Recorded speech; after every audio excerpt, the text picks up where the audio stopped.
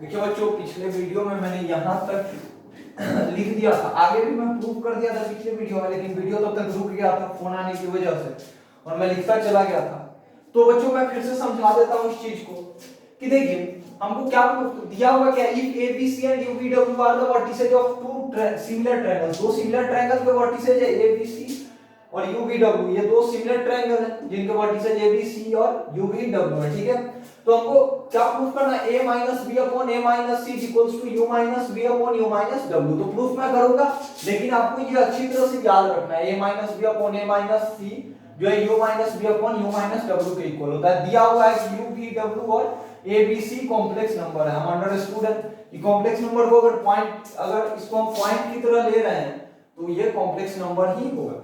चलिए बच्चों तो देखते हैं, देखिए ये अगर दोनों ट्रायंगल सिमिलर है तो ये एंगल और ये एंगल इक्वल होगा। अच्छा बच्चों देखिए, तो ये एंगल हम किस तरह से निकालेंगे, कल मैंने आपको दो लाइन सेगमेंट के बीच का एंगल निकालना बताया था। तो ये हो जाएगा argument of b - a upon c - a, ये एंगल हो जाएगा argument of b - u upon w - u और दोनों आपस में इक्वल हो जाएगा। अच्छा इसी b - a को मैंने a - b कर दिया और c - a को a - c। सिमिलरली यहां b - u को u - b और w - u को u - w कर दिया। अब बच्चों देखिए दोनों के दोनों ट्रायंगल सिमिलर है तो साइड्स का रेशियो भी सेम होगा। तो देखिए मॉड ऑफ a - b इस साइड लेंथ अपॉन ये साइड लेंथ जो होगा वो किसके इक्वल होगा, तो इस साइड लेंथ अपॉन इस साइड लेंथ के इक्वल। तो mod of a - b upon mod of a - c equals to mod of u - b upon u - w हम लिख सकते हैं बच्चों। इसको मैंने फिर ये लिख दिया, mod of z1 upon z2 को मॉड ऑफ z1 z2 लिख दिया इस फॉर्म में कन्वर्ट करके। अच्छा अब देखिए इस complex number a - b upon a - c और u - b upon u - w का मॉडुलस इक्वल है और साथ ही साथ आर्गुमेंट भी इक्वल है। इसका मतलब दोनों कॉम्प्लेक्स नंबर आपस में इक्वल होगा। जैसे ही दोनों कॉम्प्लेक्स नंबर को हमने इक्वेट किया हमारे पास रिजल्ट आ गया, जिसको रिक्वायर्ड रिजल्ट आ गया, जिसको हम डिराइव करना चाहते थे। तो बच्चों इसको नोट कीजिए अच्छे से, फिर हम आगे मूव करते हैं ज्योमेट्री ऑफ कॉम्प्लेक्स नंबर में।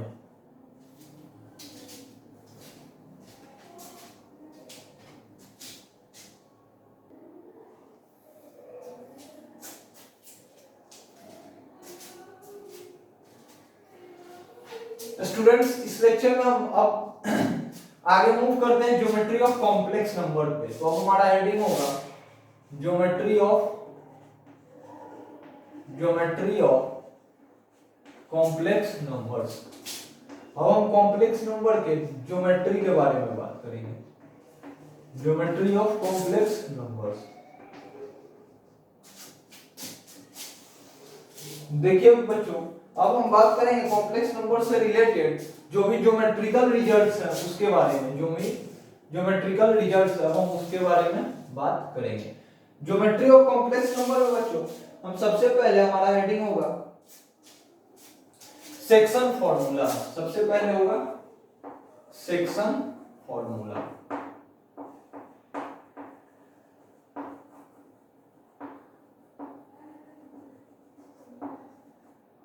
सेक्शन फॉर्मूला बच्चों, सेक्शन फॉर्मूला में क्या है समझिएगा कि क्या है कि एक पॉइंट है कोई ए, ठीक है, एक पॉइंट है ए z1, दूसरा पॉइंट है z2 जिसका नाम दिया गया b, ठीक है। देखिए बच्चों एक पॉइंट है z1 जिसका नाम दे दिया गया a, एक दूसरा पॉइंट है z2 जिसका नाम दे दिया गया b, ठीक है। बच्चों कोई तीसरा पॉइंट है p, कोई तीसरा पॉइंट है p, z, कोई तीसरा पॉइंट है z जिसका नाम दे दिया गया p। ये z जो है ना इस लाइन सेगमेंट को a और b को ज्वाइन करने पर जो लाइन सेगमेंट बना इसको इंटरनली m:n के रेशियो में डिवाइड कर रहा है, ठीक है बच्चों। फिर से समझिएगा, एक पॉइंट है a, एक पॉइंट है z1 जिसका नाम दे दिया गया a, जिसका नाम दे दिया गया a, दूसरा पॉइंट है z2 जिसका नाम दे दिया गया b, ठीक है। और कोई पॉइंट है z जिसका नाम दे दिया गया p, जो इस लाइन सेगमेंट को a और b को ज्वाइन करने पर जो लाइन सेगमेंट बन रहा है उसको m:n के रेशियो में इंटरनली डिवाइड कर रहा है, m:n के रेशियो में इंटरनली डिवाइड कर रहा है। p of z divides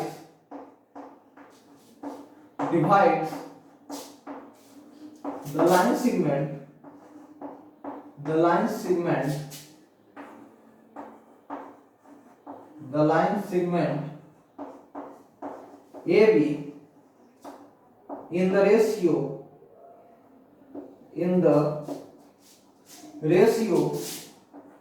m is to n, in the ratio m is to n।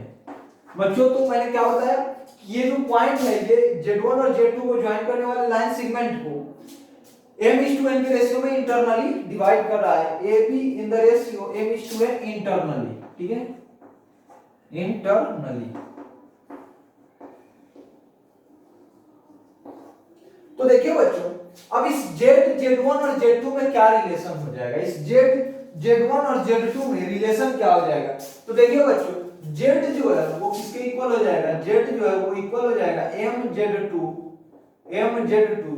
Plus nZ1 upon m plus n के इक्वल। किसके इक्वल हो जाएगा बच्चों, mZ2 plus nZ1 upon m plus n। Z1 और Z2 में क्या relation हो जाएगा, तो Z जो हो जाएगा किसके equal, mZ2 plus nZ1 upon m plus n। अब बच्चों मैं बताता हूं कि रिजल्ट आया कैसे, ठीक है। तो ध्यान से देखिएगा बच्चों, तो ध्यान से देखेंगे बच्चों, जरा चौक बदल देता हूं।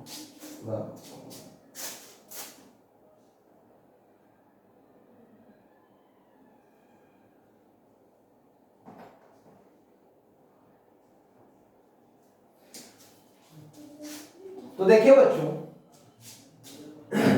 मैं मान लेता हूं इस Z1 को मैं मान लेता हूं x1 प्लस आयोटा y1, ठीक है, और Z2 को मान लेता हूं बच्चों x2 प्लस आयोटा y2, ठीक है, और सिमिलरली मैं Z को मान लेता हूं x प्लस आयोटा y, ठीक है बच्चों, x प्लस आयोटा y। तो अब ध्यान से देखिए, Z2 का कोऑर्डिनेट क्या हो जाएगा, x2, y2, Z का कोऑर्डिनेट क्या हो जाएगा, x, y, और Z1 का कोऑर्डिनेट क्या हो जाएगा, x1, y1। अच्छा बच्चों, कोऑर्डिनेट ज्योमेट्री से हम ये जानते हैं कि x जो है किसके इक्वल हो जाएगा, x हो जाएगा mx2 plus nx1 upon m plus n के इक्वल, और y किसके इक्वल हो जाएगा बच्चों, तो y हो जाएगा आपका my2 plus ny1 upon m plus n के इक्वल। समझ में आ रहा है। अच्छा बच्चों, तो देखिए z का वैल्यू क्या दिए हुए हैं, z का वैल्यू है x प्लस आयोटा y, ठीक है, x प्लस आयोटा y। अब x और y की जगह वैल्यू को रखिए, x और y की जगह इन वैल्यूज को रखिए, तो आ जाएगा mx2 plus nx1 upon m plus n plus iota times my2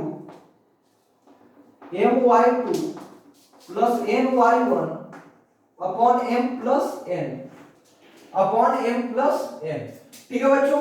अब देखिए, तो डिनोमिनेटर में क्या आ जाएगा, m प्लस n, दोनों को ऐड करने पे डिनोमिनेटर में क्या आएगा, m प्लस n, ठीक है। और देखिए इधर देखिए mx2 प्लस आयोटा my2 आ जाएगा, यानी कि m को कॉमन कर दे तो क्या आ जाएगा, x2 प्लस आयोटा y2 आ जाएगा। बच्चों सिमिलरली जब हम n को कॉमन कर देंगे, nx1 प्लस आयोटा ny1, तो n को कॉमन कर देंगे तो क्या आ जाएगा, x1 प्लस आयोटा y1 आ जाएगा बच्चों। अच्छा देखिए, x2 प्लस आयोटा y2 किसके इक्वल है, z2, x1 plus iota y1 किसके इक्वल है, z1। तो यहां से क्या आ गया बच्चों, देखिए m into z2 plus n into z1 upon m plus n,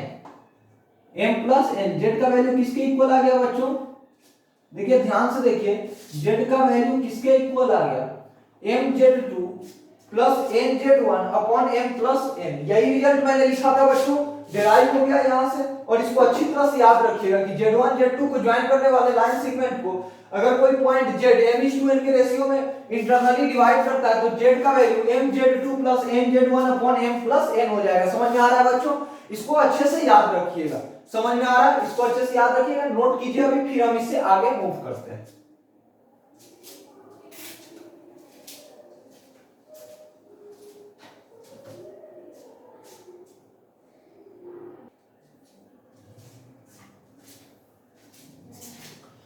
hello students, मैंने क्या देखा था, इंटरनल डिवीजन का देख लिया था। अब मैं एक्सटर्नल डिवीजन आप लोगों को दिखा रहा हूं कि मान लीजिए जैसे ये पॉइंट है Z1 जिसका नाम दे दिया A, ये है ZB, ठीक है, Z2। अब बच्चों कोई पॉइंट है P जो इस लाइन सेगमेंट को एक्सटर्नली m:1 के रेशियो में डिवाइड कर रहा है। हियर कोई पॉइंट P है Z, P ऑफ Z, कोई पॉइंट है Z जिसका नाम मैंने क्या दे दिया P, और ये P क्या कर रहा है, इस लाइन सेगमेंट AB को एक्सटर्नली m:1 के रेशियो में डिवाइड कर रहा है। Here the point P of Z divides the line segment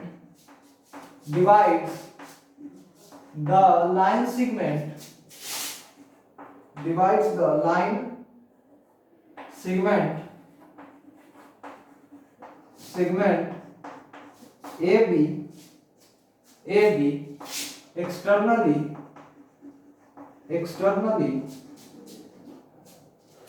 in the ratio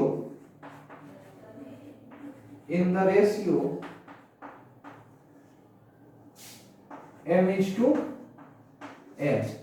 देखिए बच्चों यहाँ क्या है कि ये जो पॉइंट है ये एक्सटर्नली Z1 और Z2 को ज्वाइन करने वाले लाइन सेगमेंट को एक्सटर्नली m:1 के रेशियो में डिवाइड कर रहा है, ठीक है। तो अब देखिए Z1 और Z2 में क्या रिलेशन मिलेगा, तो Z हो जाएगा mZ2 minus nZ1 upon m - n के इक्वल।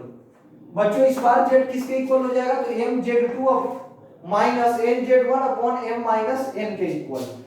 वहां से क्या था बच्चों, इंटरनल डिवीजन में प्लस हो रहा था, एक्सटर्नल में माइनस आ गया। देखिए कैसे आया, तो फिर वही बात, हम Z2 को क्या मानते हैं, x2 plus iota y2, Z1 को क्या मान लिया, x1 प्लस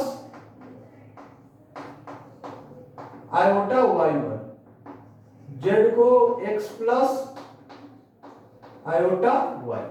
तो बच्चों देखिए जैसे ही मैंने ये माना, ये पॉइंट क्या हो गया, x, y, इस पॉइंट का कोऑर्डिनेट क्या हो गया, x, y, sorry x2, y2, ये Z2 है ना, तो इसका कोऑर्डिनेट क्या हो जाएगा, x2, y2, ठीक है।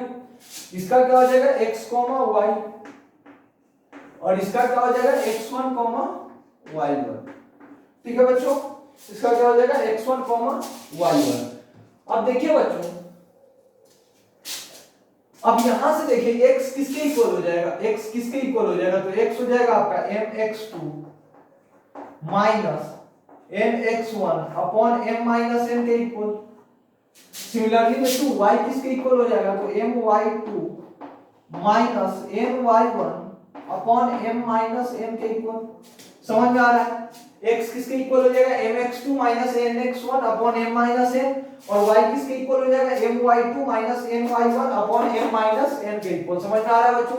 अब क्या कीजिए कि x और y की जगह पे ये वैल्यूज पुट कर दीजिए, हो जाएगा z equals to my2 minus ny1 plus iota times mx2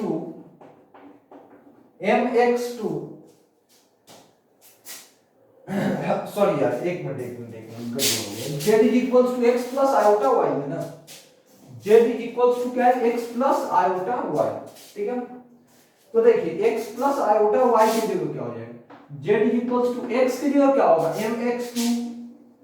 mx2 minus nx1 upon m - n plus iota times y की जगह कितना हो जाएगा, my2 minus ny1 upon m - n हो जाएगा। अब देखिए बच्चों कितना हो जाएगा, m - n डिनोमिनेटर में, और ऊपर में क्या आ जाएगा, देखिए mx2 plus iota into my2। देखिए क्या आ गया, mx2 plus iota times my2। अच्छा बच्चों माइनस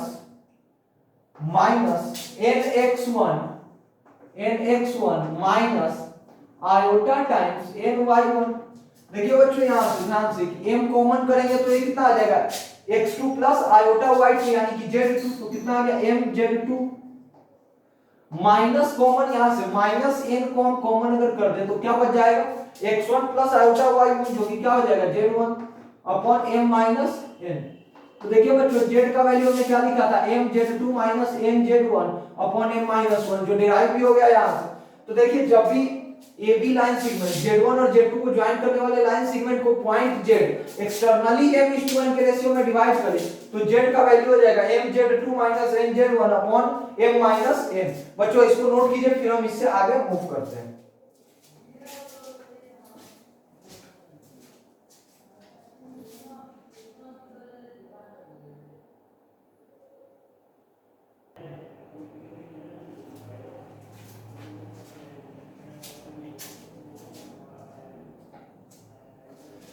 देखो बच्चों अब हम दो नोट लिख रहे हैं, बोर्ड पे दो नोट लिखा हुआ है। सबसे पहला नोट है centroid of the triangle, centroid of the triangle formed by the points. देखिए बच्चों यहां जिनको नहीं दिख रहा होगा मैं बार-बार बोल रहा हूं, ठीक है। यहां लिखा हुआ है az1 जिसका नाम दिया गया az2 जिसका नाम दिया गया b एंड z3 जिसका नाम दिया गया c। क्या कह रहा है centroid of the triangle formed by the points z1 जिसका नाम दिया गया a, z2 जिसका नाम दिया गया b एंड z3 जिसका नाम दिया गया c is z1 plus z2 plus z3 by 3। बच्चों क्या कह रहा है कि अगर किसी ट्रायंगल का वर्टेक्स z1 z2 और z3 है तो उस ट्रायंगल का सेंट्रॉइड क्या हो जाएगा z1 plus z2 plus z3 by 3। तो देखिए बच्चों कैसे होगा,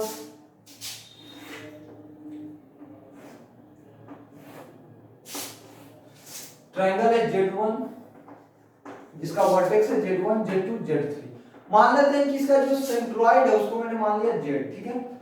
और मैं z1 का वैल्यू मान लेता हूं z1 is equals to x1 plus iota y1, z2 is equals to x2 plus iota y2, z3 is equals to x3 plus iota y3 and z is equals to x plus iota y। समझ में आ रहा है? अब देखिए बच्चों तो z1 का coordinate क्या हो जाएगा x1, y1, x1, y1, z2 का क्या हो जाएगा x2, y2 और z3 का क्या हो जाएगा x3, y3। अब देखिए बच्चों और z का क्या हो जाएगा x, y। ध्यान से देखिए बच्चों तो अब x, x1, x2, x3 में क्या रिलेशन हो जाएगा तो x is equals to x1 या कोऑर्डिनेट ज्योमेट्री से जानते हैं x is equals to x1 plus x2 plus x3 upon 3 and y is equals to y1 plus y2 plus y3 upon 3। समझ में आ रहा है बच्चों? अब देखिए हमको क्या z का वैल्यू बताना है, हमको क्या निकालना है सेंट्रॉइड, कि हमको क्या प्रूव करना है कि सेंट्रॉइड इसके इक्वल होता है, ठीक है। तो सेंट्रॉइड बेसिकली हमको z का वैल्यू निकालना है, ठीक है। तो देखिए z का वैल्यू क्या है x plus iota y, x plus iota y। तो x की जगह वैल्यू पुट कीजिए x1 plus x2 plus x3, z is equals to x1 plus x2 plus x3 plus iota into y1 plus y2 plus y3 upon 3। देखिए बच्चों यहां से आ जाएगा x1 plus iota y1, x1 plus iota into y1 क्या हो जाएगा z1, फिर क्या आ जाएगा बच्चों x2 plus iota y z2, फिर क्या आ जाएगा x3 प्लस आयोटा y3 यानी कि z3 अपॉन 3। तो देखिए बच्चों यहां से सेंट्रॉइड z जो था हमारा किसके इक्वल आ गया z1 plus z2 plus z3 upon 3 के इक्वल। बच्चों ध्यान से देखिए सर्कल ट्रायंगल का वर्टेक्स क्या था z1 z2 एंड z3, तो उसका सेंट्रॉइड क्या हो जाएगा z1 plus z2 plus z3। अब मैं इसको यहाँ पे डिराइव भी कर चुका हूँ, अच्छे से नोट कीजिए इसको या फिर रुक जाइए, अभी मैं एक साथ नोट कीजिएगा जब मैं इसको भी प्रूफ कर देता हूँ। दूसरा जो नोट है उसमें कह रहा है if the circumcentre of a triangle, if the circumcentre of a triangle formed by z1, z2, z3 is origin then its orthocentre is z1 plus z2 plus z3। बच्चों इसमें क्या कह रहा है कि देखिएगा ये हमारा पहले का प्रूफ है, ठीक है, प्रूफ पहला, ठीक है। यहां पे देखिए अब यहां से हमें स्टार्ट कर रहे हैं दूसरे नोट का प्रूफ देना। देखिए बच्चों इसमें हम क्या बोलेंगे कि ये नोट क्या कह रहा है कि कोई ट्रायंगल है, ठीक है, कोई ट्रायंगल है जिसका वर्टेक्स फिर से हमारे पास कितना दिए हुए Z1 Z2 और Z3, ठीक है, और साथ ही साथ कह रहा है कि इफ अगर सर्कम सेंटर जो हो जाए ओरिजिन हो जाए, if the circum centre of a triangle formed by Z1 Z2 Z3 is origin, अगर Z1 Z2 और Z3 से जो ट्रायंगल फॉर्म हुआ है उसका अगर सर्कम सेंटर जो है अगर ओरिजिन हो जाए, अगर ओरिजिन हो जाए, सर्कम सेंटर को मैं यहां डिनोट कर रहा हूं C से, ठीक है, सर्कम सेंटर जो अगर ओरिजिन हो जाए तो प्रूफ कीजिए कि उसका ortho centre Z1 Z2 Z3 के इक्वल होगा। क्या प्रूफ करना है कि अगर इसका सर्कम सेंटर अगर ओरिजिन है तो प्रूफ करना है हमको कि ऑर्थो सेंटर क्या हो जाएगा Z1 Z2 Z3। चलिए बच्चों आपको एक चीज पता होगा कि किसी भी ट्रायंगल में ortho centre centroid ortho centroid और सर्कम सेंटर एक ही लाइन सेगमेंट पे लाई करता है, एक ही लाइन पे लाई करता है, तीनों का तीनों कोलिनियर होता है। बच्चों आप लोगों को पता होगा किसी भी ट्रायंगल में ऑर्थो सेंटर सेंट्रोइड और सर्कम सेंटर एक ही लाइन पे लाई करता है, साथ ही ये सेंट्रोइड जो होता है वो ऑर्थो सेंटर और सर्कम सेंटर को ज्वाइन करने वाले लाइन सेगमेंट को 2:1 के रेशियो में इंटरनली डिवाइड करता है, ठीक है बच्चों। अब देखिए हमारे पास यहाँ क्या सर्कम सेंटर क्या आया है 0, सर्कम सेंटर क्या आया है बच्चों 0, ठीक है। अच्छा सेंट्रोइड क्या हो जाएगा अगर ट्रायंगल का वर्टेक्स Z1 Z2 Z3 है तो क्या हो जाएगा Z1 plus Z2 plus Z3, ये हो जाएगा हमारा सेंट्रोइड। अब हमको निकालना क्या है ऑर्थो सेंटर, तो मान लेते हैं कि ऑर्थो सेंटर है Z, ठीक है, तो इस Z का वैल्यू बताना है, ठीक है। तो देखिए बच्चों यहां से देखिए सेक्शन फार्मूला लगाइए, m इनटू सेक्शन फार्मूला क्या होता था m into Z2 plus n into Z1, तो यहां देखिए 2 इनटू Z2 की जगह कितना है 0, तो 2 into 0 0 plus 1 into Z upon m plus n यानी कि 2 प्लस 1 तो 3 इज इक्वल्स टू किसके इक्वल हो जाएगा। देखिए ये मैंने सेक्शन फार्मूला लगाया, क्या लगाया कि ये पॉइंट इन दोनों को 2:1 के रेशियो में इंटरनली डिवाइड कर रहा है, ठीक है। तो ये वाला जो इस पॉइंट ये पॉइंट कौन सा था centroid Z1 plus Z2 plus Z3/3, तो Z1 plus Z2 plus Z3/3 किसके इक्वल हो जाएगा Z/3 के इक्वल, Z3/3। यहां से देखिए Z का वैल्यू क्या आ गया Z1 plus Z2 plus Z3, यहां से देखिए Z का वैल्यू क्या आ गया Z1 plus Z2 plus Z3, यानी कि अब ओरिजिन यहां से ये प्रूफ हो चुका है कि अगर सर्कम सेंटर ओरिजिन होगा तो ऑर्थो सेंटर हर हाल में Z1 plus Z2 plus Z3 होगा। एक बार फिर से समझिए मैंने यहाँ क्या बताया कि ऑर्थो सेंटर सेंट्रोइड और सर्कम सेंटर एक ही लाइन पे लाई करता है और सेंट्रोइड इस सेगमेंट को 2:1 के रेशियो में इंटरनली डिवाइड करेगा। फिर हमने क्या किया सेक्शन फार्मूला लगा दिया और उसको इससे इक्वेट कर दिया 2 * 0 0 plus 1 * Z upon 2 plus 1 Z upon 3 को इसके इक्वल कर दिया। यहां से हमारा Z का वैल्यू क्या आ गया Z1 plus Z2 plus Z3। यहां से प्रूफ हो गया कि सब ऑर्थो सेंटर क्या आ जाएगा Z1 plus Z2 plus Z3। तो बच्चों यहां तक नोट कीजिए, फिर हम इससे आगे मूव करते हैं।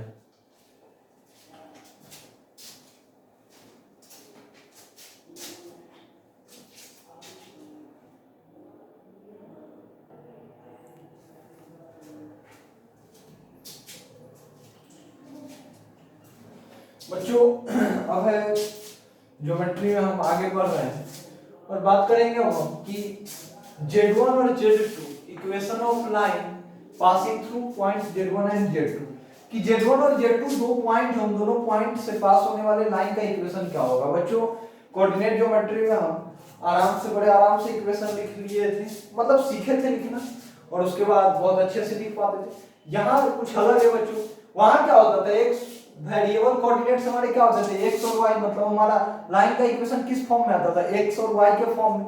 बच्चों यहाँ हमारा वेरिएबल कॉम्प्लेक्स नंबर क्या हो जाता है, हम जनरली कॉम्प्लेक्स नंबर को क्या लेते हैं z, तो यहाँ हमारा वेरिएबल कॉम्प्लेक्स नंबर क्या हो जा रहा है z, तो यहाँ जो लाइन का इक्वेशन आएगा वो हमारा z के फॉर्म में आएगा, x और y के फॉर्म में नहीं, किस फॉर्म में आएगा z के फॉर्म में।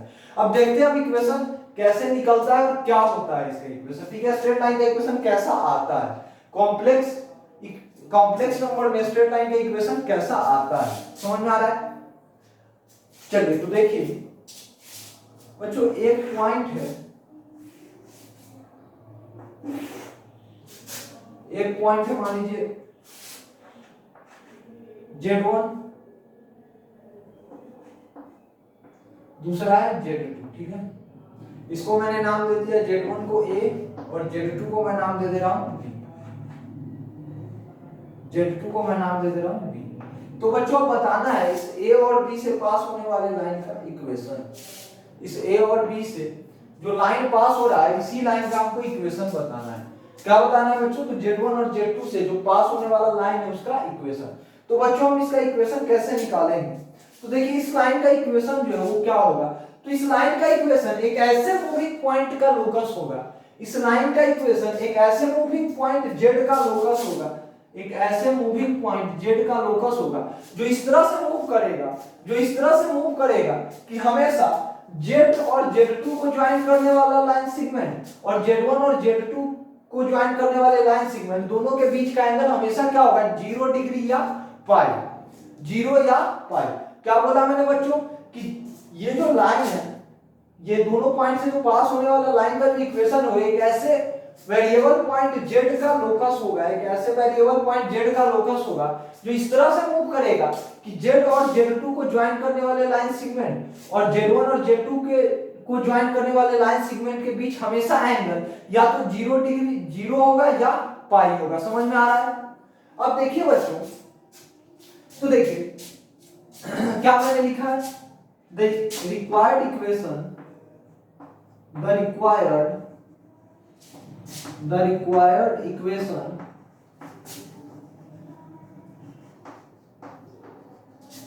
is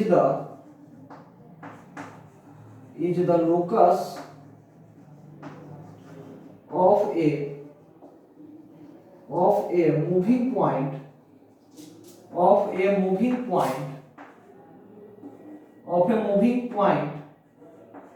Z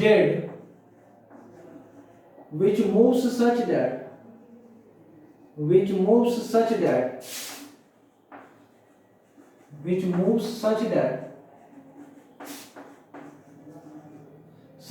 the line segment, such that the angle between the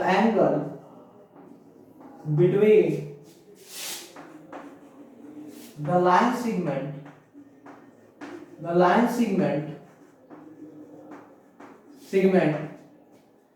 joining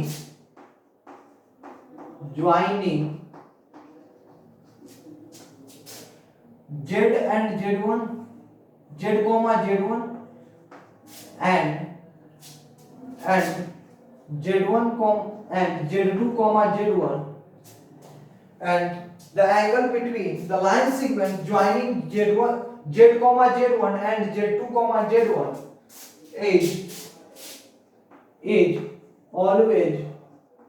is always 0 or pi, is always 0 और पाई। देखिए बच्चों इस लाइन पे अगर कहीं भी Z कहीं भी हो तो आप Z को Z2 से ज्वाइन कीजिए और Z1 Z2 को ज्वाइन कीजिए, साथ ही Z को Z1 या Z2 से ज्वाइन कर दीजिए किसी भी एक से। तो दोनों जो लाइन सेगमेंट बनेगा Z1 Z2 को ज्वाइन करने पर लाइन सेगमेंट जो बनेगा और Z और Z1 को ज्वाइन करने पर भी जो लाइन सेगमेंट बनेगा उन दोनों लाइन सेगमेंट के बीच का एंगल हमेशा क्या होगा? 0 होगा, क्योंकि ये तीनों पॉइंट हमेशा क्या होगा? कोलिनियर। तो हमेशा क्या होगा? एंगल दोनों सेगमेंट के बीच का 0। ठीक है बच्चों, तो अब मैं आगे बढ़ता हूं और इक्वेशन को मैं अब मैं इसको मैथमेटिकल फॉर्म में कन्वर्ट करता हूं। ठीक है, मैंने यहाँ जो थ्योरी लिखा कि ये एक ऐसा मूविंग पॉइंट का लोकस है जो इस तरह से मूव करता है जिसको Z1 से ज्वाइन करने पर, साथ ही Z1 और Z2 को ज्वाइन करने पर जो दो लाइन सेगमेंट बन रहा है, Z1 को ज्वाइन करने पर एक लाइन सेगमेंट और Z1 Z2 को ज्वाइन करने पर दूसरा लाइन सेगमेंट, इन दोनों लाइन सेगमेंट के बीच का एंगल हमेशा क्या होगा? 0 या पाई। तो इसको मैं मैथमेटिकल फॉर्म में लिख रहा हूं। Z और Z1 एक लाइन सेगमेंट और दूसरा लाइन सेगमेंट क्या? Z1 और Z2। तो argument of Z minus Z1 upon Z1 minus Z2। बच्चों देखिए Z1 एक लाइन सेगमेंट और दूसरा लाइन सेगमेंट Z1 Z2, तो उन दोनों के बीच का एंगल तो यही हो जाएगा ना, उन दोनों के बीच का एंगल का तो एक्सप्रेशन यही होगा। ये किसके इक्वल होगा बच्चों? तो 0 या पाई, 0 और पाई। तो बच्चों देखिए एक कॉम्प्लेक्स नंबर है जिसके आर्गुमेंट का वैल्यू क्या आ रहा है? 0 या पाई। इसका मतलब हर में ये कॉम्प्लेक्स नंबर क्या होगा? रियल होगा। This employees z minus z1 upon z1 minus z2, z minus z1 upon z1 minus z2 is always a purely real number, is always a purely real number। अच्छा बच्चों देखिए अब ये expression अगर purely real है तो इसका मतलब ये अपने कॉन्जुगेट के भी इक्वल होगा। तो इसका मतलब यहां से क्या आएगा? z minus z1 upon z1 minus z2 is equals to z bar minus z1 bar upon z bar minus z1 bar minus z2 bar। समझ में आ रहा है बच्चों? अब देखिए कितना आ गया? z minus z1 upon z1 minus z2 is equals to z bar minus z1 bar upon z1 bar minus z2 bar। अब देखिए बच्चों मैं इसको लिख रहा हूं, एडजस्ट कर रहा हूं, मैं इसको इधर ला रहा हूं और इसको इधर लेके जा रहा हूं, तो कितना आ जाएगा? z minus z1 upon z1 minus z2 is equals to z1 minus z2 z1 minus z2 upon z1 bar minus z2 bar। समझ में आ रहा है बच्चों? यही हो गया हमारा रिक्वायर्ड लाइन का इक्वेशन। यही हमारा क्या हो गया? रिक्वायर्ड लाइन का इक्वेशन जो हमने यहां लिखा था। ठीक है बच्चों? अच्छा अभी हमने डिटरमिनेंट फॉर्म नहीं पढ़ा है, ये वाला फॉर्म हमने नहीं पढ़ा है। ठीक है, तो देखिए यही फॉर्म कन्वर्ट हो गया इस डिटरमिनेंट फॉर्म में, यही फॉर्म इस डिटरमिनेंट फॉर्म में कन्वर्ट हो जाता है। समझ में आ रहा है? लेकिन ये अभी हम नहीं जानते हैं, डिटरमिनेंट को भी हम लोग कैलकुलेट करना उतनी अच्छी तरह से नहीं जानते, इसलिए इसको सिर्फ याद रख लीजिएगा। ठीक है, जब डिटरमिनेंट पढ़ लेंगे तो ये भी क्लियर हो जाएगा। बच्चों देखिए ये इक्वेशन हमारा आ गया, यहां से आ गया ना हमारा ये इक्वेशन डिराइव हो गया। तो अब क्या याद रखिएगा कि z1 और z2 से पास होने वाले लाइन का इक्वेशन क्या हो जाएगा? z minus z1 बच्चों इसको इधर मैंने लाया था तो इधर हो जाएगा z minus z1 upon z bar minus z1 बार। ठीक है, और इधर ठीक है z1 minus z2 upon z1 bar minus z2 बार। हाँ सही है। देखिए तो ये थोड़ा कैलकुलेशन इशू था। तो देखिए बच्चों हम क्या बोलेंगे कि z1 और z2 को ज्वाइन करने वाले लाइन का इक्वेशन हमेशा क्या हो जाएगा? z minus z1 upon z bar minus z1 bar is equals to z1 minus z2 upon z1 bar minus z2 bar. इसको अच्छी तरह से याद रखिएगा, बड़ा इंपॉर्टेंट इक्वेशन है ये, इसको अच्छी तरह से याद रखिए, नोट कीजिए, फिर हम इससे आगे मूव करते हैं।